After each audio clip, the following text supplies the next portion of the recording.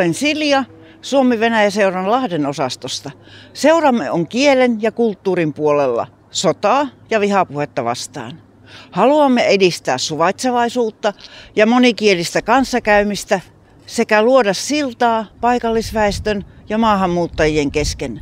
Myös sinä voit tukea toimintaamme esimerkiksi liittymällä jäseneksemme. Tässä videossa haastatellaan Lahden alueella asuvia venäjänkielisiä ihmisiä.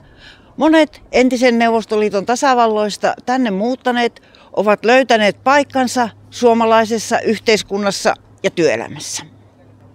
Nyt, kun Venäjän vallanpitäjät käyvät julmaa sotaa Ukrainaa vastaan, on erittäin tärkeää osoittaa, miten Suomen venäjänkieliset asukkaat, kuten monet muut vähemmistöjen edustajat, ovat menestyneet, integroituneet suomalaiseen yhteiskuntaan ja tuovat toiminnallaan hyvää. Se, mitä videomme päähenkilöt ovat saavuttaneet, toimikoon esimerkkinä muille. Haastateltavamme edustavat murto-osaa menestyneistä maahanmuuttajista ja nyt annetaan vuoro yhdelle heistä.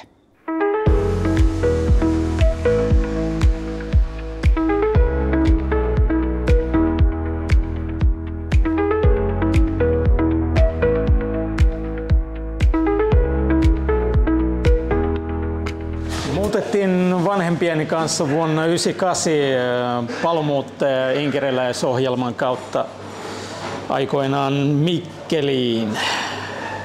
Ja siellä ollaan asustettu ainakin lapsuuden ajan.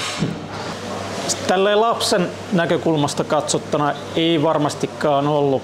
Tietynlaisia haasteita tietenkin on ollut kielimuurin kanssa, mutta ei sinänsä suuria ongelmia mielestäni ollut.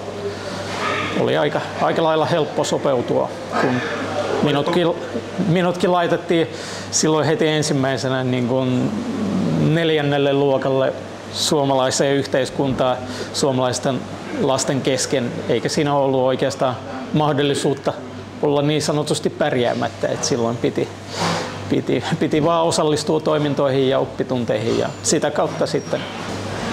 No koulun jälkeen menin opiskelemaan tietenkin ammattia. No 9. luokan jälkeen päätin oikeastaan, että kouluttaudun kokiksi ja menin siitä ammattikouluun.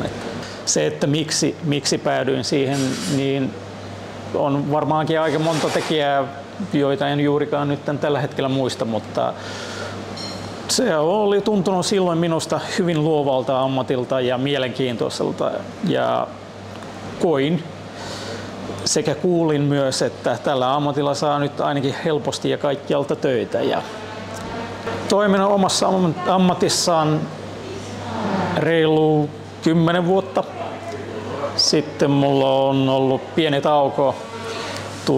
Tulin omassa ammatin kasvussa niin sanotusti päätökseen ja lopettelin urani keittiömestarina ja seuraava askel olikin avata ravintola, johon ei siinä hetkenä ollut resursseja eikä oikeastaan niin kuin kumppaneitakaan. Ja sitten pidin pienen tauon ja hankin toisen ammatin, kouluttauduin talorakentajaksi ja 4 vuotta pyöritin muuta liiketoimintaa, eli mulla on ollut aikoinaan pakohuoneita eli escape roomseja myös. Mun toinen yritys, josta mainitsin, eli pakohuoneet, oli silloin kärsinyt pahasti pandemiasta ja jotain oli tehtävä ja päätin sitten vihdoin kerätä kaikki voimat ja niin sanotusti pelot karsin pois ja sitten päädyin tekemään sitä, tai päätin tehdä sitä, mitä niin kuin oikeasti parhaiten osaa ja tietää. Niin, eli tätä kokin ammattia, eli ravintola-alaa. Eli päätin, että minusta tulee vihdoin ravintoloitsija ja sitten oikeastaan se oli varmaan se oli vaan vahva päätös, että nyt mä teen sen ja loppujen lopuksi avasin oman pienen ravintolan. Ja asiakaspaikkoja siinä pienessä ravintolassa oli 8 kappaletta silloin alkuun ja täällä kauppahallissa myös.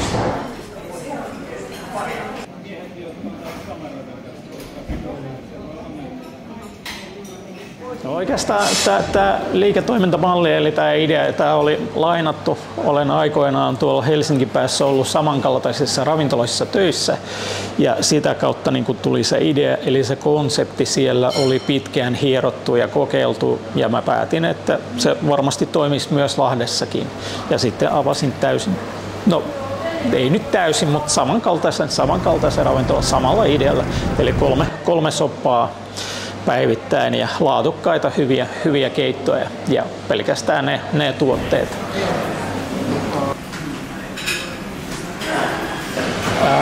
Siis olen ainakin löytänyt oman asiakaskuntani ja pari vuotta tässä on pidetty tätä ravintolaa ja varmasti niitä ihmisiä on Lahdessa lisää ja löytyisi enemmänkin. Ihmiset selvästi tykkää tuotteista ja tykkää keitoista, varsinkin kun puhutaan siitä, että illat tai päivät kylmenee ja ilma muutenkin viilenee, niin keitto maistuu todella hyvin. Siis jos puhutaan kulttuurieroista esimerkiksi niin kuin, Suomen ja Venäjän välillä, tietenkin ne on aika mittavat, joksikin samankaltaiset, mutta itse olen samaistunut molempiin kulttuureihin ja niin kuin äidinkielenä tietenkin pidän venäjää ja puhun sitä myös kotona ja opetan myös lapselleni, mutta suomi on ollut aina minulla myös yhtä lähellä sydäntä niin kuin kulttuurisesti sekä kielisesti että myös kokonaisvaltaisesti. Että olen sitä mieltä, että olen saanut yhdistettyä näitä molempia kulttuureita, enkä koe missään suurta niin kuin ongelmaa kautta vastoinkäymistä. Niin kuin aiemmin mainitsin tuosta kulttuurieroja pohtiessaan, että olen samaistunut molempiin kulttuureihin, mutta lähtökohtaisesti itse mietin ja ajattelen, että olen syntynyt Venäjällä ja olen ensisijaisesti venäläinen ja Suomi ja kautta Suomen kansalaisuus on siinä vahvana toisena. Mutta niin kuin sanoin, että molempia kulttuureita kunnioitan ja rakastan yhtä lailla, että ei mitään on.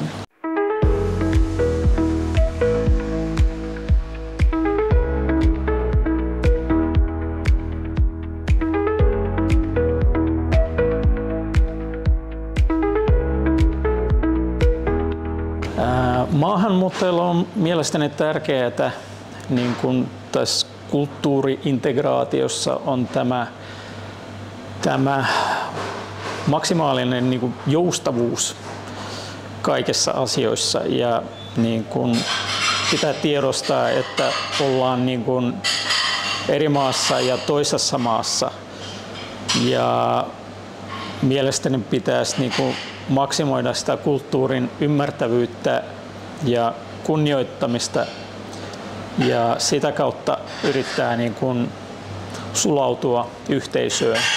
Ja tietenkin se on tärkeänä toisena, että tekee sitä mistä tykkää tai mikä palvelee tiettyä ideaa. Mielestäni jonkinnäköinen tämmöinen kerhon tyyppinen jatkuva tapaaminen, jossa on myös paikallisia tai jotkut kerhon vetäjät, jossa jutellaan paljon ja puhutaan paljon suomea. Se auttaisi varmasti oppimaan sitä kieltä paljon nopeammin, koska monet käyvät vaan jossain kursseilla ja yleensä se kestää ja pitkittyy, koska sitä kieltä ei käytetä. Eli semmoinen vähän niin kuin kielikoulu, joka pohjautuu sellaiseen kaveruuteen tai semmoiseen kerhotyyppiseen ratkaisuun, missä puhutaan paljon ja puhutaan eri aiheista ja asioista.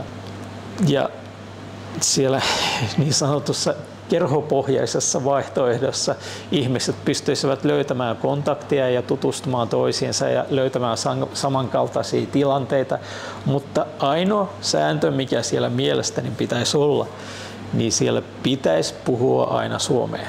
Eli tämmöinen kerhoilu, missä me kerätään ja juodaan teetä ja puhutaan siinä venäjää ja englantia ja mitä ikinä omaa arabia kieltä tai muuta, niin se ei toimi. Eli yhteinen sääntö pitää olla, että aina kommunikoidaan suomeksi.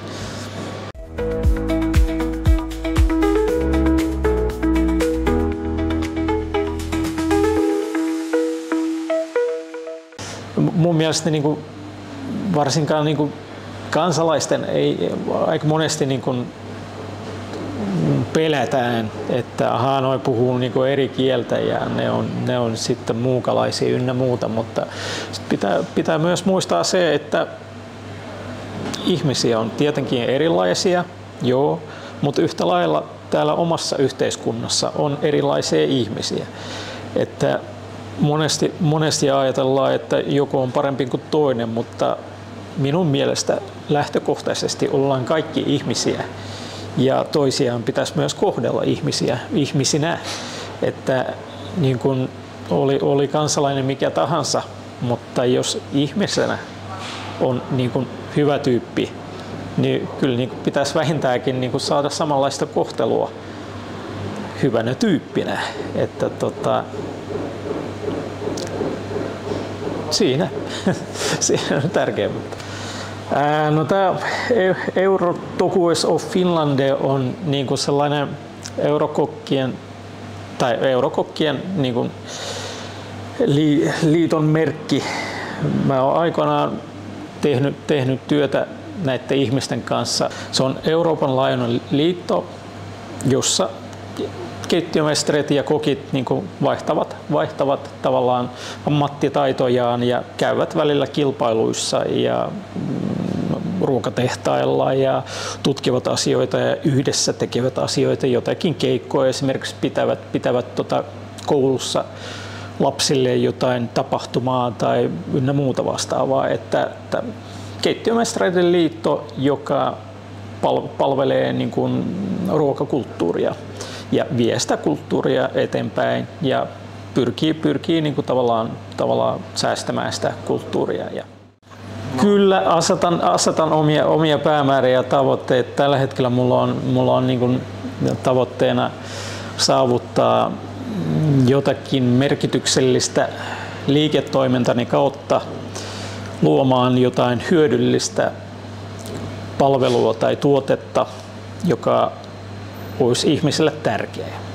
Ja se toisi minullekin myös siitä niin kuin kehitysvoimia ja elinvoimia ja mahdollisesti tuottaisikin jotain. Eli haluan tehdä jotain suurempaa.